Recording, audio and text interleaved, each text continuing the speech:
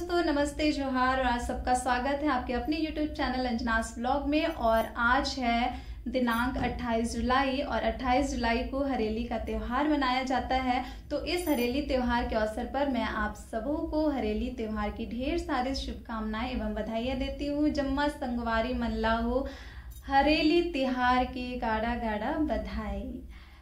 आज के ब्लॉग में मैं आप लोगों को दोस्तों हरेली त्यौहार के बारे में विस्तार में डिटेल में बताने वाली हूँ कि हरेली त्यौहार होता क्या है, किस राज्य का ये त्यौहार है और ये त्यौहार क्यों मनाया जाता है, इसकी खासियत क्या है, इसकी इम्पोर्टेंस क्या है। तो सबसे पहले अपन जानेंगे कि ये हरेली त्यौहार होता क्या है।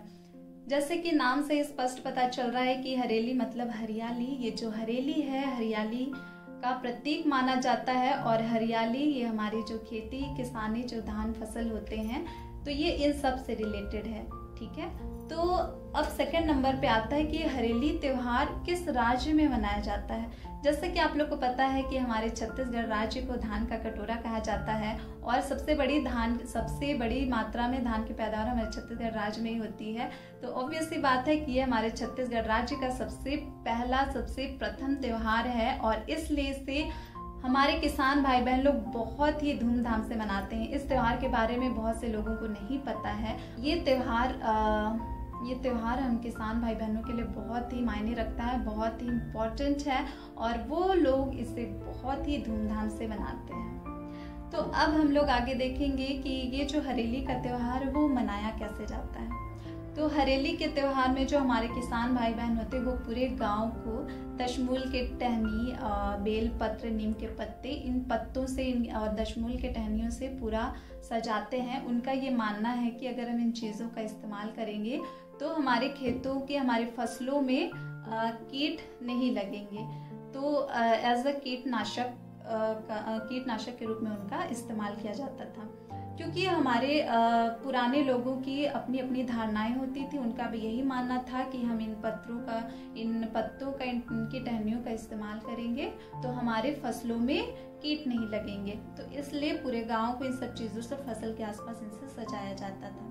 और इसके साथ में क्या करते थे कि जितने भी खेती में फार्मिंग में या खेती में ये जो भी औजार यूज करते हैं, जैसे हल हो गया, गैता हो गया, कुदाली हो गया, फाड़ू हो गया, इन सारे चीज़ों को एक जगह इकट्ठे करके इनकी पूजा की जाती थी। और हाँ, इनके जो फसल की देवी होती है की दाई, तो उनकी पूजा की जाती है इस दिन पे। और इस अवसर पे वो लोग जितने भी औजार होते हैं उनको एक जगह इकट्ठे करके इन सबकी पूजा करते हैं। मिष्ठान के रूप में चिल्ला रोटी बनाया जाता है और गांव में प्रतियोगिता रखी जाती है। उस प्रतियोगिता में होता क्या है कि जो बांस के गेड़े बनाए जाते हैं और उस पे पैर रख के, उस पे चल के उनमें कंपटीशन होता है और जो फर्स्ट आता है तो उसको विजेता घोषित किया जाता है।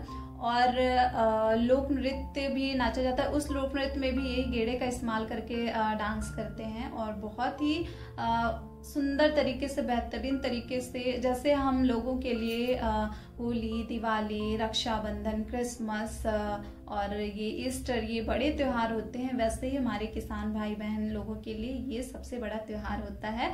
और ये हमारे छत्तीसगढ़ राज्य का सबसे पहला त्योहार है, इसलिए इसे बहुत ही धूमधाम से मनाया जाता है हमारे किसान भाई बहन लोगों के बीच में।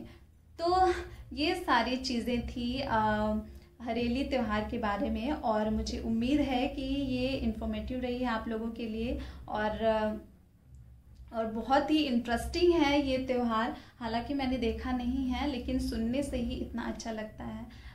आज पूरे विश्व में छत्तीसगढ़ राज्य में हरेली त्यौहार मनाया जाता है। और आज के दिन में जो गांव के भाई बहन होते हैं, माता पिता होते हैं, आज के दिन में कोई काम नहीं करते हैं। आज के दिन में वो पूरा दिन इस त्यौहार के नाम पे ही सेलिब्रेट करते हैं।